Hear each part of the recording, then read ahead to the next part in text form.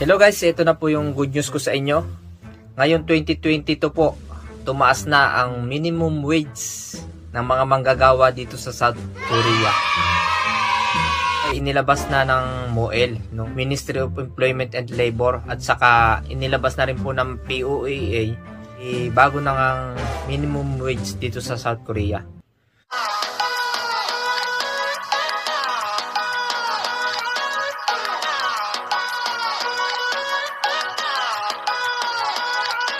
Ngayon pong taong ito, tumaas na nga yung minimum wage na naman dito sa South Korea. Almost 5% ho yung itinaas niya. Dalawang klase po yung company.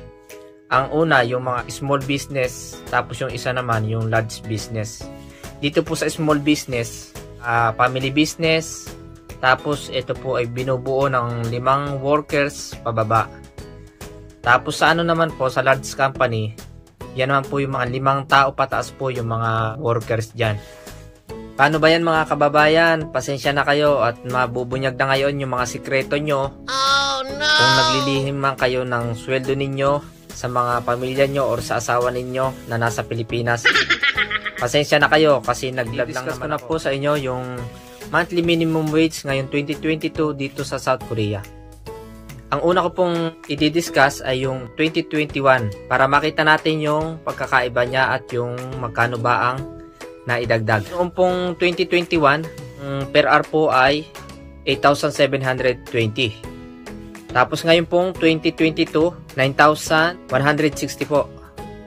Ayan, bali 441 po yung nadagdag. Malaking bagay na po yun. Overtime po noong 2021, ay 13,080. Ngayon pong 2022 ay 13,740. Nadagdagan po siya ng 661. Yan. So guys, yung overtime pala ay nakukuha yan, nakukompute sa pamamagitan ng per hour po niyan, ita-times po natin yan sa 1.5. Yun. Example po yung 9,160 times 1.5, ang magiging total po niyan ay 13,740. Yun po yun. Doon naman tayo sa sa night differential po.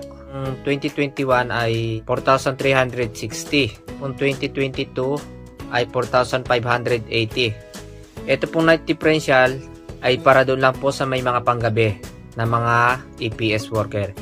Kung ikaw ay puro pang araw, hindi ka po makaka-receive nito.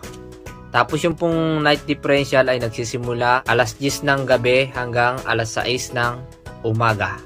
Sunod naman po natin yung daily rate. Sa daily rate guys, nakapaloob po dito yung 8 oras na trabaho mo. 8 hours lang po yon. So kung hindi ka po nakabuo ng 8 oras, hindi mo po ma-receive ang price na ito. 2021 po ang daily rate ay 69,761. Tapos ngayon pong 2022, 73,281. So yun, napakalaki po ng idinagdag. Nag-overtime pa kayo ng 2 oras ay siyempre madadagdagan pa yan. Tapos ang next natin guys ay yung yung weekly. Sa weekly ay pumapasok dyan ang 40 hours po. 40 hours lang po. Hindi po kasali sa weekly yung Sabado. Pag kayo po ay nagtrabaho ng Sabado, extra pay po ito. Another pay po ito. Ang Sabado naman po, ang katumbas na bayad po niyan ay overtime. Katumbas po niyan. Per hour po ang bayaran. Kung 4 hours ka lang nagtrabaho, di yun lang babayaran sa iyo. So, ito na yung weekly wage po noong 2021. 348,889 po. 2022, 366,001. 400. Yung pong Sunday doon, matik na pong bayad yon. Kahit hindi po kayo pumasok niyan, kahit nasa bahay lang kayo niyan, automatic pong bayad na. Kasama na po yun sa monthly wage natin dito. So, next naman natin guys, yun ang isang buwan na sa basic natin dito sa South Korea. Dito po, ang basic po ay magkaiba po yung basic ng small business company saka large business company. Yun yung nabanggit ko kanina. Large company po ay binubuo ng 40 hours a week po yan. For 5 workers above po. Ang kanila pang sahod noong 2021 ay 1,822,481. Tapos ito na, yun nga yung taong ito. Ito na yung monthly wage. 1,914,444 won. Ayun po. Na ang katumbas po niyan sa peso ay 82,000. You what? 82,000. No, yun po. Tumataginting po na 82,000. So kung may overtime pa po kayo, posibilidad na tumaas pa yan. Magka-overtime kayo ng 2-2 oras every day. O malaking bagay din ho yun. Kaya posibilidad na umangat pa yan mahigit na 2 milyon. Tapos doon naman po sa small business company na below 5 workers, kailangan nilang maka 44 hours a week. Yon. Kaya po sa ganong small business, pag Sabado, inuobliga silang papasukin ng mga employer nila kahit hanggang tanghali lamang. Wala pong bayad yon, hindi po kasama yun sa overtime. Yun po ay matik na kasama lamang sa kanilang monthly wage. Pero ang kagandahan po nito, medyo mataas po yung monthly wage po below 5 workers or yung mga small business company. Ang kanila pong monthly wage noong 2021 ay 1,970,721. Tapos ngayon pong taon na ito, siyempre mas malaki rin kasi nadagdagan na 2,070,000 won, 170,161. Na katumbas po nun sa peso ay 89,000. Napakalaki, di po ba? Lalo na po kung may overtime. Tapos plus yung Sabado pa, mapapasukan mo yun. Halimbawa, maka-4 kang Sabado sa isang buwan. Natigwa 8 oras. Bongga. Lalo kang napakalaki na susweldohin mo dito sa South Korea. So guys, ayan, na-discuss ko na po sa inyo yung monthly wage ng isang EPS dito sa South Korea. Malaki, di po ba? Pero hindi natin po alam kung magkano po ba nagiging linis nila after mabawasan ng mga deduction dito. Kaya ngayon, ang atin ang pong i-discuss ay yung mga deduction ng isang EPS dito sa South Korea. So guys, ito po yung payslip ko. Bali payslip ko pa po to last year kasi po ngayon po January pa lang. Ang per sweldo ko po ay sa February pa. Kaya wala pa po tayong natatanggap na sweldo ngayon taon to. Kaya ito lang po muna para lang malaman nyo kung magkano po ba ang mga kinakaltas at ano-ano po ba yung mga kinakaltas dito. Ito na, simulan natin. Itong sudokse. Yan po sudokse sa English po ay tax po yan. Yan. Ang kinaltas po sa akin ay 142,221. Tapos sumunod po dyan na kaltas ay Kongkang Buhom. Kongkang Buhom. Yan po yung health insurance natin.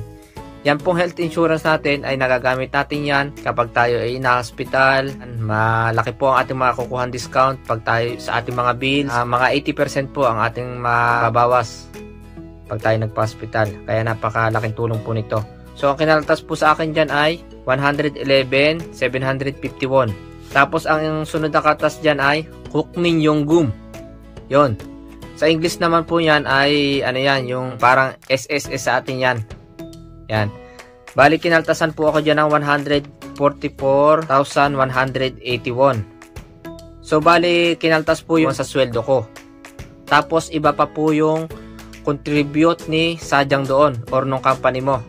Yung 144,181 times 2 po yon, including kay Sadyang na contribution. Kaya pag uwi po natin, makukuha po natin yan. Pag exit natin dito sa South Korea, yon, makukuha po natin yan. Ang sunod po natin kaltas dyan ay Jipang Sudokse. Yung pong Jipang Sudokse ay local income tax. Yan. Mababa lang po ang bayad dito. 14,220 po. Iba pa natin kaltas ay yun Kongkang Buhom Jungsan. Yan. Yun English ay Health Insurance Settlement. Maliit lang din po naman ang kaunti ang bawas dyan. 40,631. Yun po ang kaltas. Bali 5 lang po ang kinakaltas sa akin. Sa iba po, hindi natin alam kung meron pang iba na dagdag. Iba-iba tayo dito ng kaltas eh. Gaya ng sa bahay. Yung iba niyan may kaltas sa bahay. Mga iba pang konsumo sa mga tirahan. Minsan yung iba niyan kinakaltasan. Pero kami dito, napakaswerte. Wala kami pong kaltas sa bahay, sa kuryente at sa tubig. Pati po sa gas. Wala. Libre po lahat yon. Kaya napakaswerte ko po dito sa napuntang kong company. Bali ang binabayaran lang po namin dito sa bahay ay yung mineral water namin. Kami po ang nagpapadeliver. Kami ang bumibili ng mga kasama ko. Po 10,000 Korean won lang po per month, kaya hindi naman po ganun kasakit sa bulsa. Saka po yung aming wifi. Kasi yung dati pong wifi namin, nadat na namin, medyo luma na, mahina na ang sumagap. Nalalaglag po lagi pagka kami sabay-sabay na gumagamit. Kaya kami po magkakasama dito, 6 na Pilipino. Nag-apply po kami ng panibagong wifi namin. Kami din, share na lang po kami sa pagbabayad noon. Konti lang din naman po, tig 7,000 won per month lang po kami doon. Yung andagdag ko pa pala dito, yun sa allowance namin, sa pagkain namin pala, about sa pagkain. Iba-iba rin po ang sitwasyon ng pagkain dito ng mga EPS. Yung iba po, libre po lahat yan. Agahan, tanghalian. Tapos kung may overtime doon, libre pa rin po yan. Pakain po ng company. Ang iba po pumupunta sa sikta ng company, or ang iba naman po ay may deliver sa company nila yung pagkain. Pero dito po sa amin, yan lang po ang mahirap. Binibigyan lang po kami ng allowance dyan kada sweldo namin. Food allowance naman po, ito naman po yung binibigay sa amin, 150 Korean won po. Yan po yung food allowance namin na siya namin ginagamit, pambili namin ng pagkain para kami yung magluto ng lahat ng kakainin namin. Kulang man, pero no choice kami. At least kahit pa paano meron binibigay yung company. Ngayon, ang sunod natin ay yung total ng kaltas namin. Ayun, 453,000 won. Medyo may kalakihan din. 19,000 din ho yan sa peso. Kaya napakalaki rin ho ng kaltas. Kaya yung mga iba nang sasabihan, ang laki ng sinusweldo. Pero yung kaltas, napakalaki din ho ng kinakaltas dito. Saka mga bilihin, pagkain. Yan, napakamahal po nung bilihin dito ngayon sa South Korea. Lalo na ngayon pong winter. Yung mga gusto mong gulay na makain, gaya ng mga ampalaya na yan, gulay sa atin, napakamamahal po, ginto talaga ang presyo. Kahit naman po yung mga nila dito, gulay nila dito na tinda sa sa mga palengke at groceryhan, napakamamahal po pagka winter talaga. Sobrang mamahal. Na-discuss ko na lahat sa inyo yung monthly wage deduction Korea ng isang EPS. Kahit po malaki or maliit yung ating sinusweldo, kung ang ikaw naman ay hindi marunong mag-save, yan po ang number 1 natin dapat gawin dito bilang tayo isang EPS. Kasi nga, hindi naman ho tayo panghabang buhay na nandito sa ibang bansa. Kaya mainam na galingan natin na mag-save. Iwais din tayo sa paggastos. Huwag masyadong maluho. Magluho ka na sa pagkain, wag lang sa mga ibang bagay. Tapos iwas din sa mga bili-bili ng mga kung ano-ano hindi naman kailangan. Tapos ang mas maganda dyan, habang ikinandito sa South Korea, yung kinikita, pinakikita mo na rin. Yung bang inaano mo na rin ang business sa atin kung may manage lang din naman. Or ilagay mo naman sa ibang investment na alam mong maganda at hindi ka naman maloloko. Para nang sa ganon, mas lalo pang lumaki yung kita ng iyong pera, yung hindi sayang yung pagod. Sana po nakatulong ang video ko na to, lalo na sa mga nagbabalak na mag-apply dito, na lalo pa kayo magpursige sa pag-apply nyo. Nang sa ganon, makarating kayo dito at matupad nyo yung mga plano nyo sa buhay nyo. So maraming salamat po muli sa mga sumusuporta sa aming channel, and God bless everyone. Mabuhay po tayo mga OFW.